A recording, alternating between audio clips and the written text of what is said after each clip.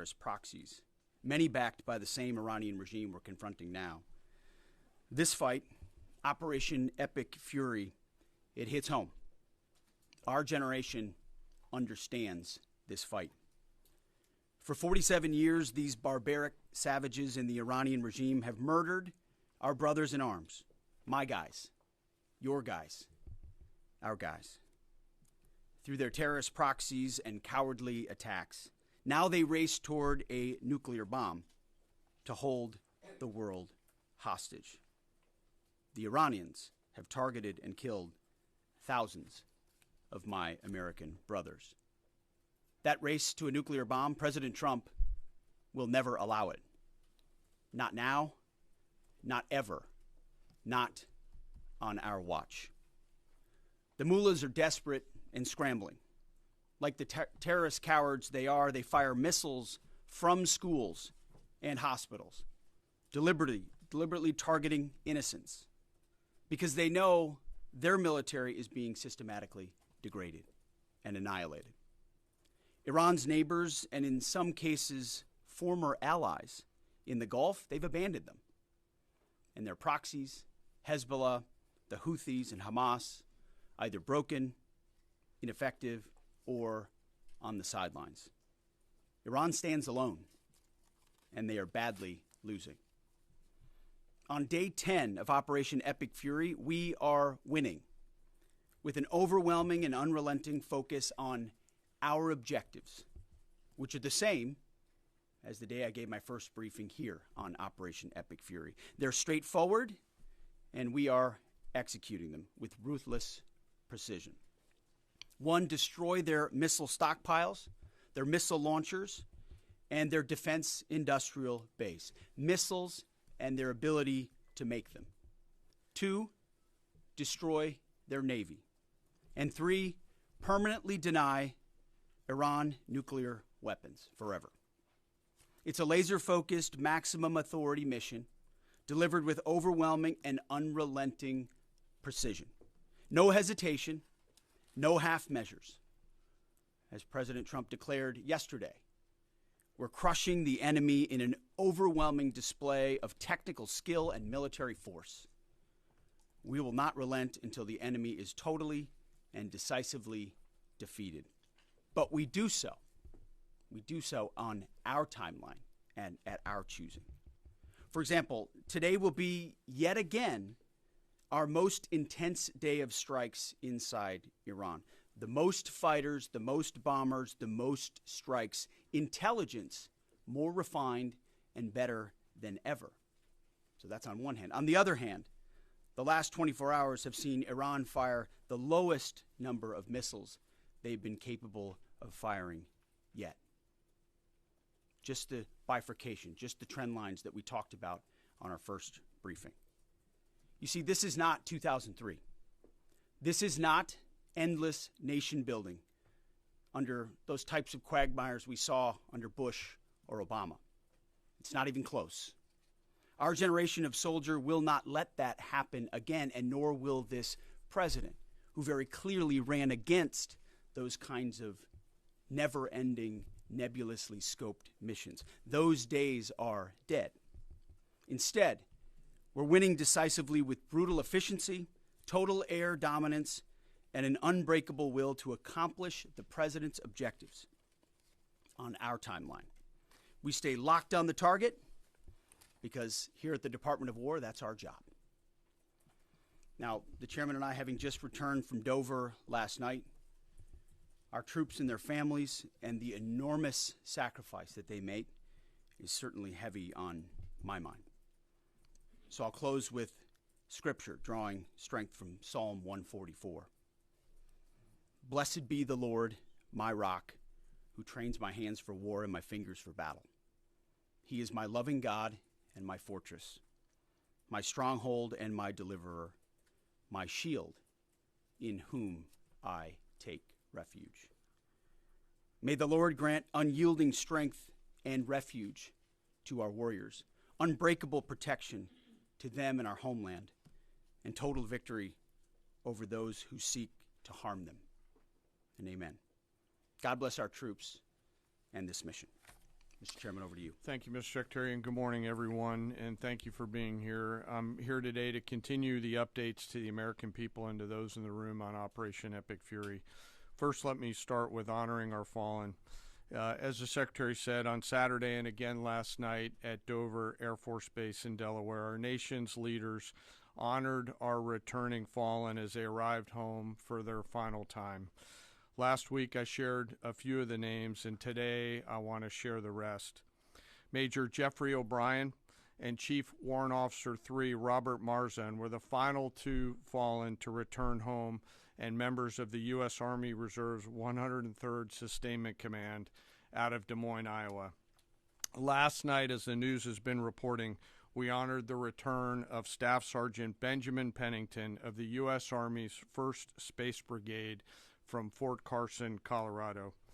When I met Ben's family last night, his mom, his dad, and his sister, they showed me a drawing that Ben had made when he was in kindergarten. It was clear all the way back then that Ben wanted to do one thing in his life, and he wanted to serve his country and be a soldier.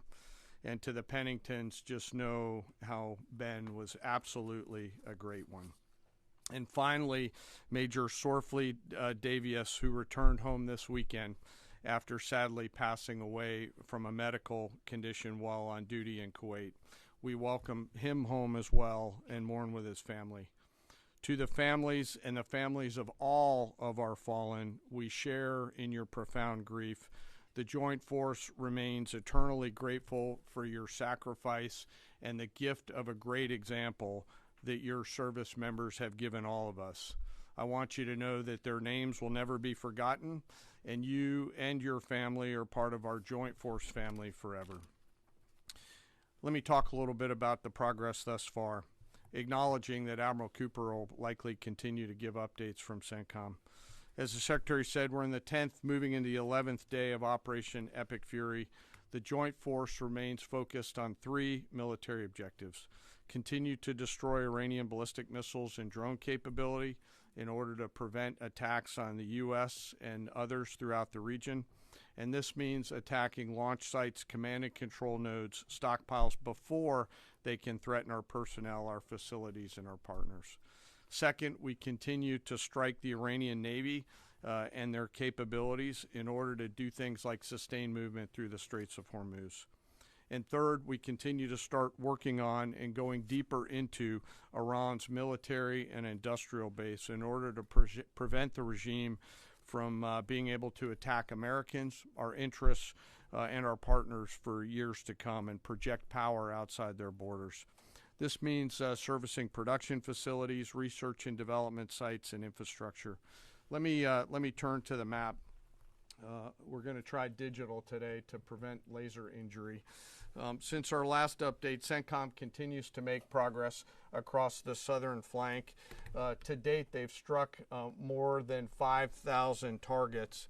U.S. Strategic Command bombers recently dropped dozens of 2,000-pound GPS penetrating weapons on deeply buried missile launchers across the southern flank.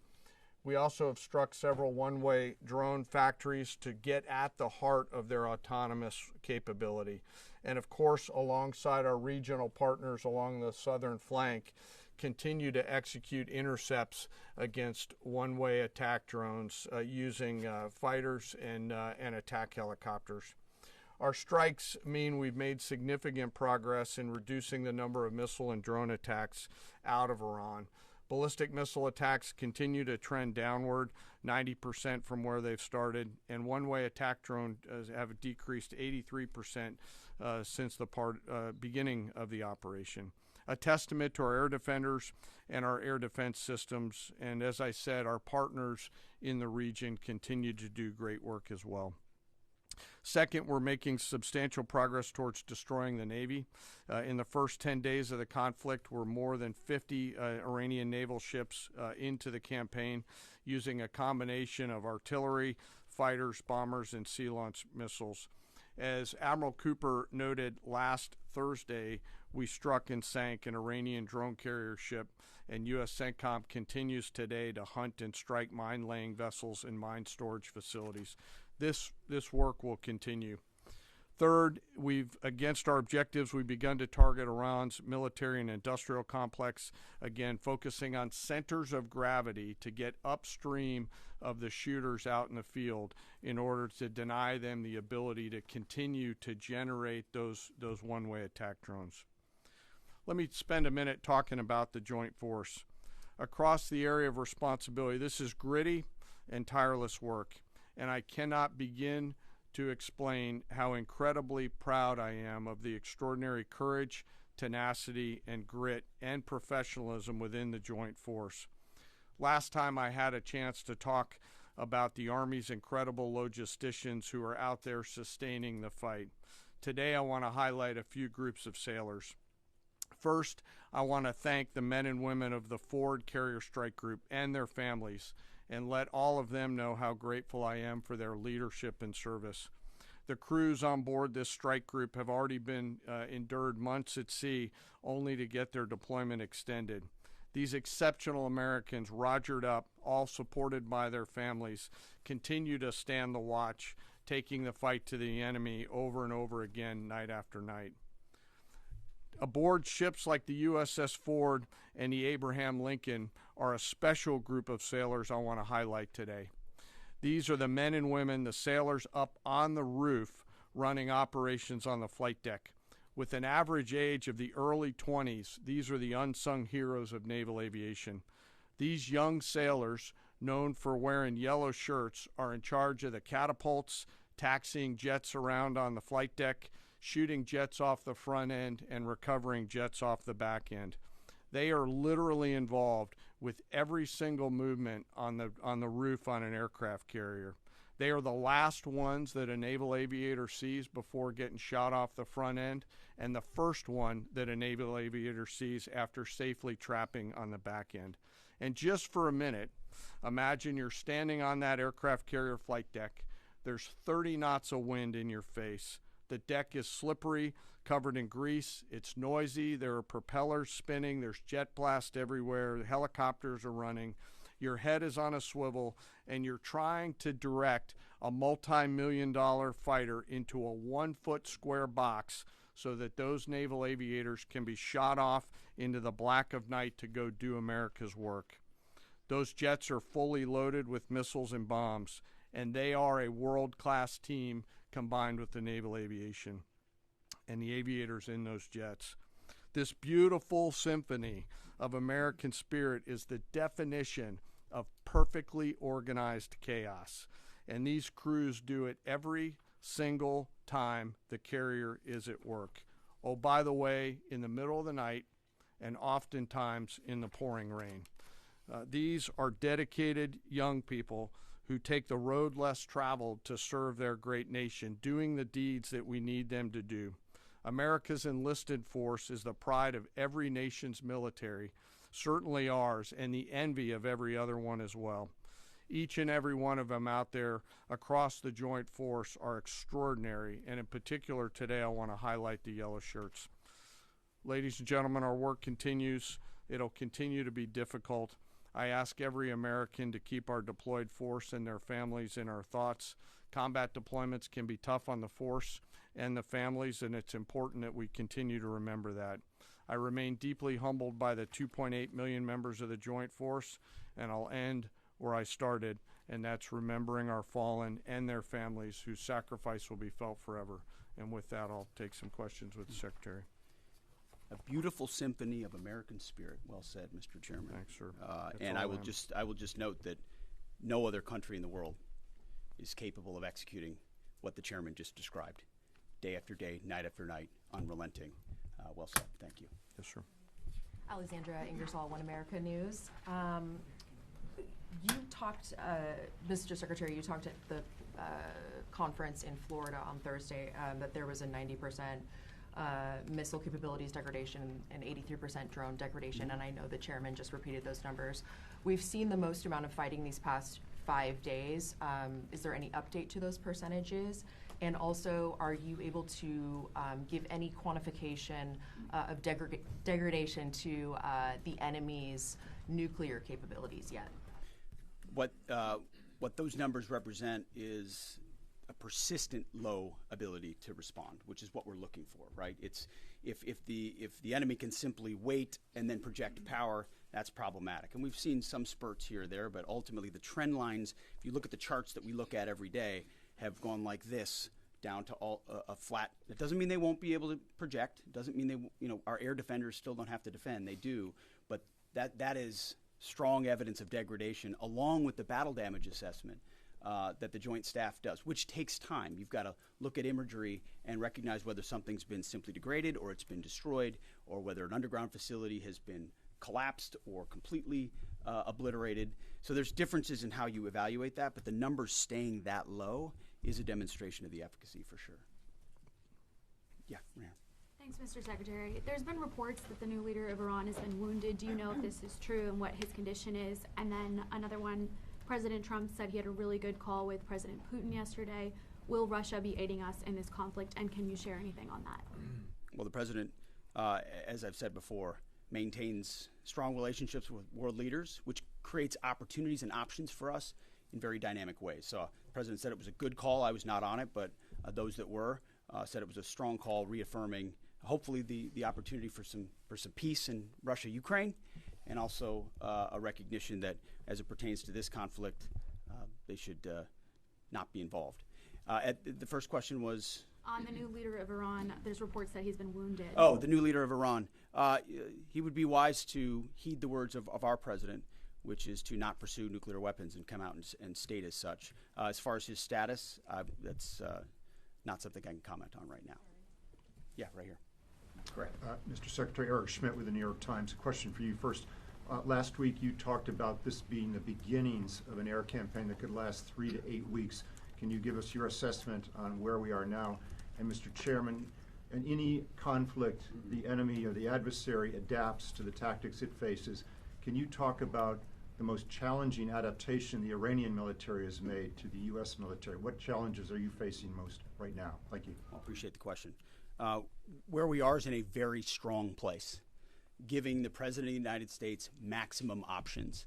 And from the beginning, from this podium, we haven't stated how long it will take. Our will is endless. Ultimately, the President gets to determine the end state of those objectives, right? But what he's said continually, and I want the American people to understand, is this is not endless. It's not protracted. We're not allowing mission creep. The President has set a very specific mission to accomplish. And our job is to unrelentingly deliver that. Now, he gets to control the throttle. He's the one deciding, he's the one elected on behalf of the American people when we're achieving those particular objectives. And so it's not for me to posit whether it's the beginning, the middle, or the end. That's his, and he'll continue to communicate that. What we serve him as is we give him updates on a daily basis of exactly where we are so he can make that determination on the throttle. Mr. Chairman. Thank you for the question on adaptation. As you're right, no plan survives first contact with the enemy or Murphy. They're adapting, as are we. Of course, we have very entrepreneurial warfighters out there. I'd rather not, for operational security reasons, tell them what's working. So I'm going to not answer that question based on that. But we are watching what they're doing, and we are adapting faster than they are. Are they more formidable than you anticipated, General? I think they're fighting, and I respect that, but I don't think they're more formidable than what we thought. Secretary Arzad, thank you. Jordan Conrad's from the Gateway Pundit.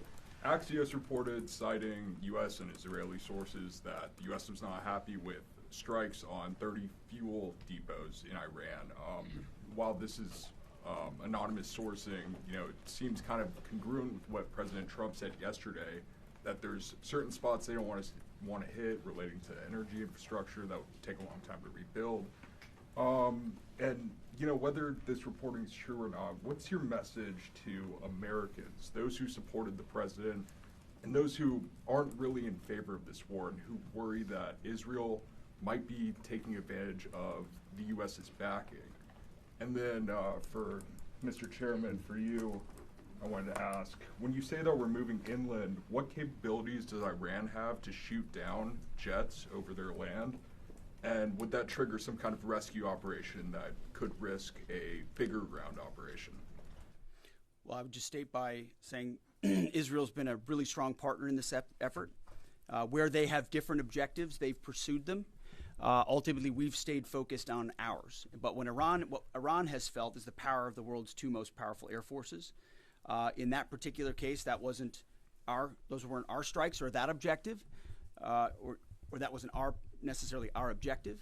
But the president has made it clear to those concerns that we're not getting pulled in any direction. We're leading. The president is leading. He's determining where we want to go, what the outcome will be, what the end state is, with a very keen eye. And I understand those concerns because I've heard from a lot of people who I went through 20 years of those wars myself, worried about getting dragged in, worried about mission creep, worried about nation building or democracy expansion. That's never the perspective the president has pursued on this.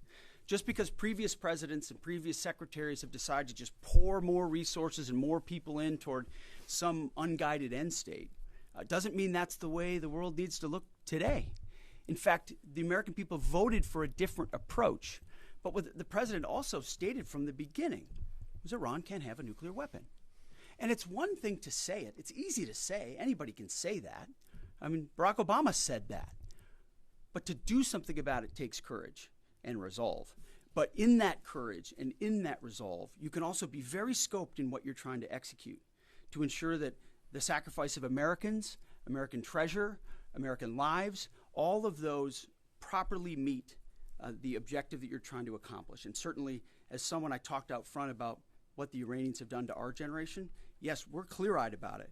But my job is to keep it scoped, given the directive of the president to accomplish the mission. Thank you for the question. Most of their higher-end surface-to-air missile systems are not factors at this point in time. We're able to move around fighters that are moving deeper with relative impunity. Always some risk out there. I don't want to say that there isn't, and we'll always maintain and retain capability of doing search and rescue type of things. But I don't want to get into the details. But thank you for the question. Shelley. Thanks, Mr. Secretary. President Trump told our team on the ground early this morning that the thing that has surprised him the most during the course of this operation so far has been the Iranian regime attacking countries that are not attacking them. I'm curious if that surprised you as well. And General, curious if you were open to the possibility of escorting vessels through the Strait of Hormuz, and if you could describe some of the challenges of doing so. Big mistake by the Iranian regime to start targeting its neighbors right away, exposing who they are and what they're all about, indiscriminate targeting, flailing recklessly at the beginning. I can't say that we anticipated necessarily that's exactly how they would react, but we knew it was a possibility. And I think it was a demonstration of the desperation of that regime then and that regime now, that they still think their pathway out is to try to alienate their Arab partners even more, who've instead decided to come to us and have been willing to go on the offense, have been giving us access, spacing, and overflight in a new partnership that will continue to remake the region the way that President Trump did with the Abraham Accords. So you're pushing those countries in our direction to support this effort, further alienating Iran. And I think it's worth underscoring. I see in the media banners that say, war expanding or war spread. It's actually the opposite. It's actually quite contained, and more of those countries are coming on side, recognizing that you can't live under a conventional umbrella with nuclear ambitions with a radical regime like that. Again, properly scoping the objectives in the process.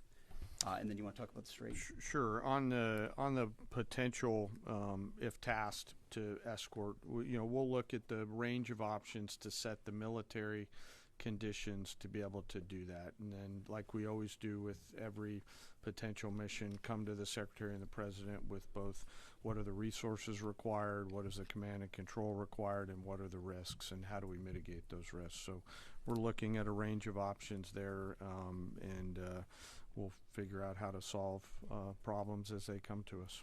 But I would reiterate also to add to what the chairman said, the truth the president posted last night about that, saying if Iran does anything to stop the flow of oil within the Strait of Hormuz, they will be hit by the United States of America 20 times harder than they have been hit thus far. He goes on to say, death, fire, and fury will rain upon them. You've seen the truth and read it. But he takes very seriously the condition of that straits. We have capabilities that no other nation on earth has, and we're certainly working with our energy partners across the administration to control for that.